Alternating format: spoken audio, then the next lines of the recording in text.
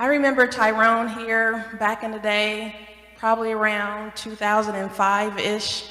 I had dreadlocks down to here, and he was one of the singers that we had, and I always felt his music. Okay, good morning. There are 3 parts to what I'm going to talk about today. 1, what if God was one of us? 2, your assignment from God. And 3, what's love got to do with it? I'm going to break down the first 2 sections, then I'll tie them together with the 3rd section. Is that okay? All right, buckle up. Here we go. Here we go. What if God was one of us? There is a song called One of Us that was performed by American singer Joan Osborne, written by Eric Bazilian from the rock band called the Hooters. And in the chorus it says, what if God was one of us? Just a slob like one of us. Just a stranger on a bus trying to make his way home. And then one of the verses says, if God had a face, what would it look like?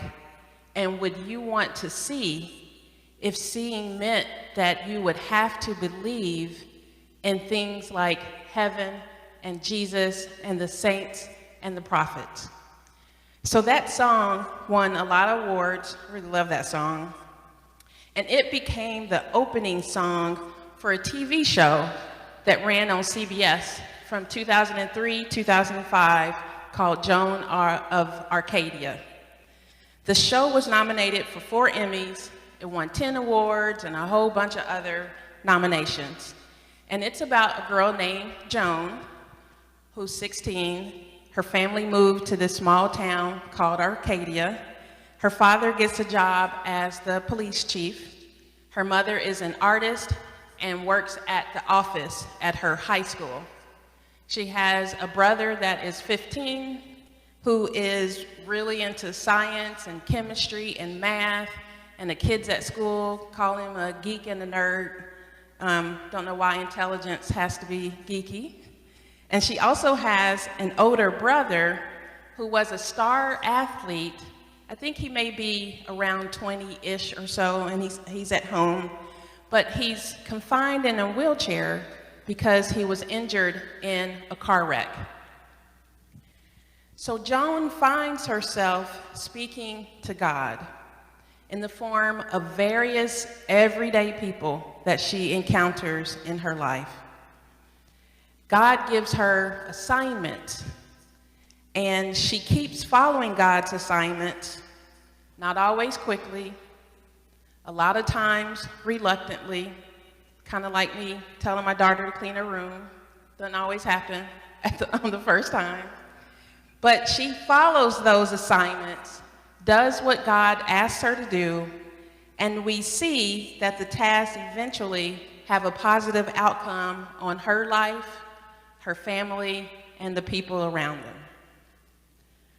When Joan first starts hearing God, she hears a voice calling her name in her sleep.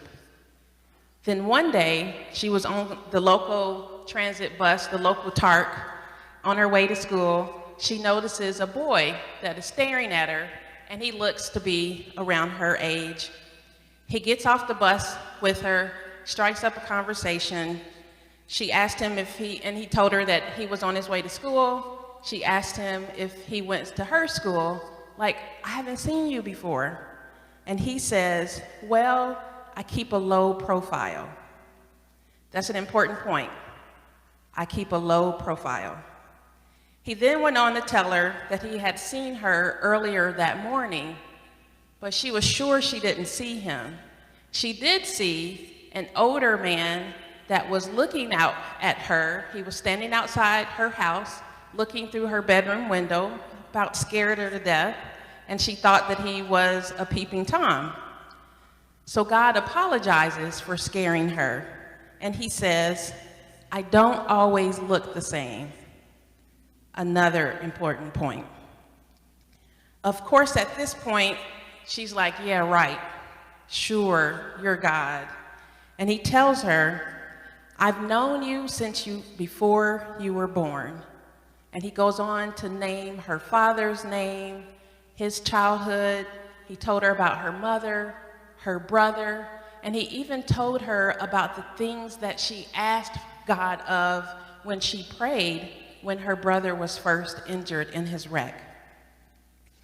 How could God know those things? Or how could this young man standing in front of her know these things? I'm God, he tells her. And then at one point she asks him again, and he says, omniscience, look it up, like, duh, I am God, I know all things, I hear you. But then she looks at him again, and then he tells her, I don't look like this. I don't look like anything you'd recognize. You can't see me. I don't sound like this. I don't sound like anything you'd recognize. I'm beyond your understanding. I take this form because it's something you're comfortable with. She relaxes a bit, and you can tell that she's kind of like, okay, I'm gonna play along. And she says, well, I'm not very religious. And he says, it's not about religion. It's about fulfilling your nature. Another important point. Oh, well, I definitely have not been doing that, she tells him. Exactly, he says.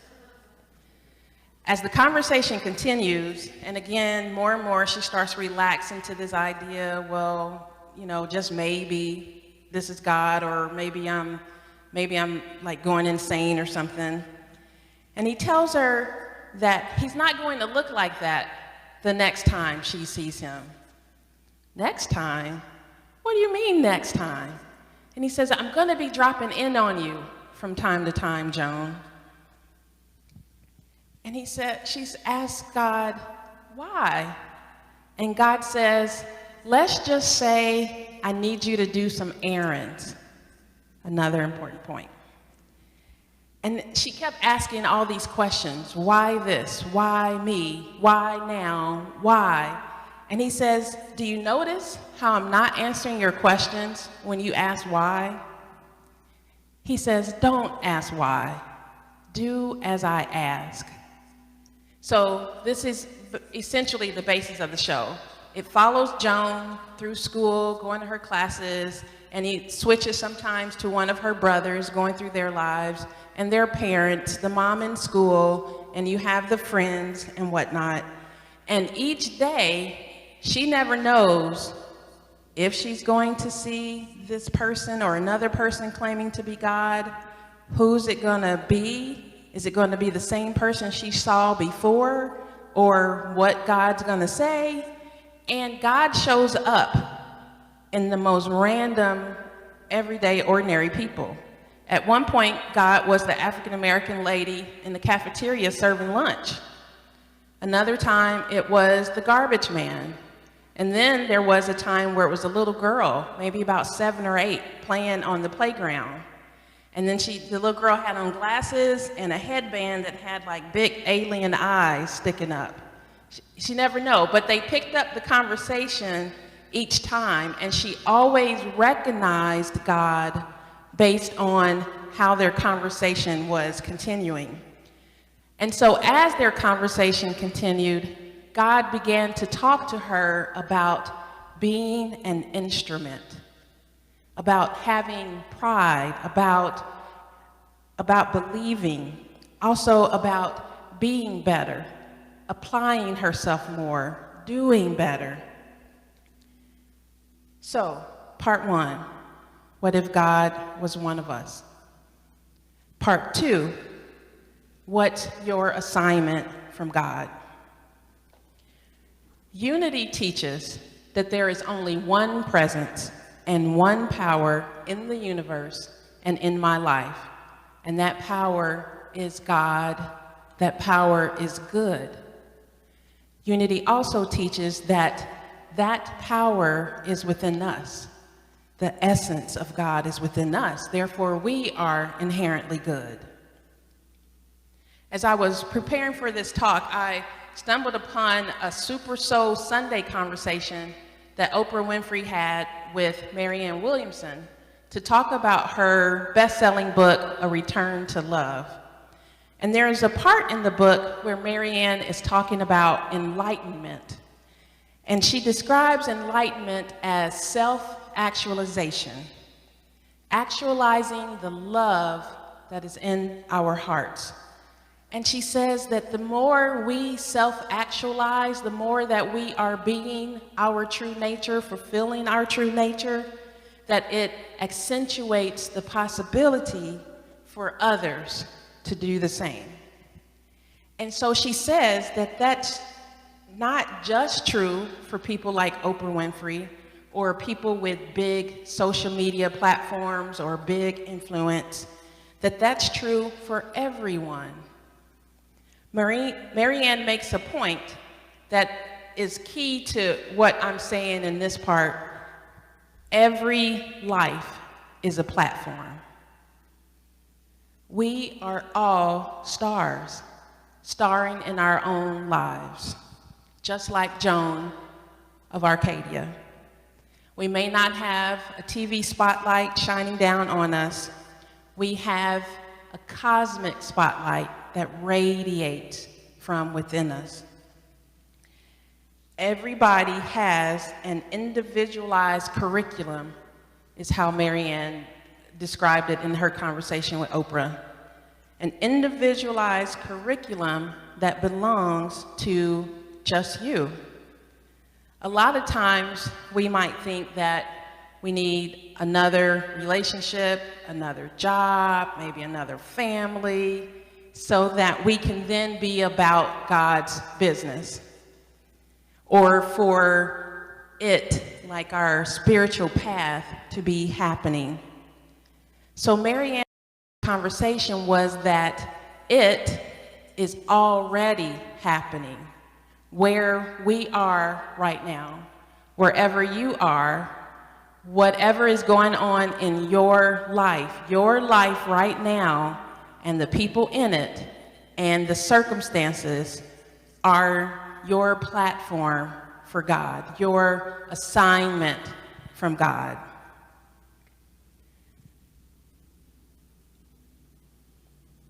Whatever is happening in this moment, you're already on your path. But as an instrument of God, like God was talking to Joan, are you fulfilling your true nature? Or are there areas where you might need to level up? Level up your beliefs, your conversations, maybe speak with more faith in knowing that all good things can come together. And one of the parts about the show that I really liked is that God would give Joan, he would tell her the most outrageous stuff that he wanted her to do. And a lot of times she would walk right past him and, I'm ignoring you. And he says, I'm used to it. Or she would say, I'm not listening to you. And he would say back, I'm used to it. I get that a lot. But as she, first of all, the voice kept getting louder and he kept repeating it. How many times have we had that in our lives? We feel like we're called to do something. We don't really want to do it, so then we don't do it, and then it gets louder. I've had that quite a bit. So when she follows these assignments and she sort of runs these errands for God, then what she doesn't see from her vantage point is the synchronicity that is set in place, the ripples that happen from her being her true nature with the people in her path, with her family right there, with her grades and how she wants to apply herself more and be more creative. So, point one, what if God was one of us? Point 2, your assignment from God. We're all on an assignment. My path might look different than yours, or it might look different than the person on the street, but we're all on a path, and there are opportunities and ways that we can still fulfill our nature. And we may not see how the smallest of actions can create mind-boggling rippling effects through the people all around us. So just imagine if each one of us in our own lives, if we're doing what our heart feels called to do with the people in our lives, and then that gets weaved into the people around us, the people around them, and then the goodness can ripple out into the world. So section 3, the topic was love. I haven't said a whole lot about love yet. So what's love got to do with all of this? There is a book by Eric Butterworth called Life is for Loving. And there's a Sunday morning group that's been meeting here, and that's been one of the books that they've been studying. There could be a whole talk on just that book itself. But essentially, the gist is, instead of talking about love, because in Unity, we can be really good about talking about love and God's divine love and all is well. Well, in this section, I'm talking about let's practice being loving. So let's take that love and put it into action. So love can be both a noun and a verb, and then as a verb, that denotes action, doing something with it. There may be ways in our lives where we're already being love. We come here, we hug everybody, we love everybody. We may have done a number of things in our lives or with our families, but where are areas where you could grow more, where you can open your heart more, where you can lift your consciousness more? Are you being your true nature? With the homeless people that are outside when we walk in the church, are you being your true nature? Or are you wishing that you can't wait till we sell the building so you don't have to come down here anymore? So there's a point where love, when we put it into action, sometimes it's not always easy. Sometimes it's not always pretty. And sometimes we may not know how the small act of good that we're doing is going to touch another's life. So how are we ending racism? What are we doing about oppression? What are we doing about our church? I know our church is up for sale, but we haven't moved yet. So what are we waiting for? Are there things in our ministries that we wish our church would do or provide? Are there things that we need help with? Are we volunteering with the youth and family department? Are we making calls or showing up? What are we doing? And know that what is yours to do might be different than mine to do. And it might be where people see you, it might be behind the scenes. There are a lot of people that serve and volunteer here that are behind the scenes. We never see that. And it's a lot, it takes a lot to make this church happen and to prepare for Sunday mornings. So, to sum up what we've covered, what if God is one of us? How are you seeing the faces of God throughout your life? Even if it looks distressing or different skin color, different ideology, different whatever, how could that still be the face of God? 2, your assignment from God. We all have our individualized curriculum. We are a divine idea in the mind of God. And in our lives right now, the situations right now is our path. 3, the language of love. How am I taking that love that I am, that love that I have in my heart, and how am I serving my world? How am I serving my family? How am I serving my church?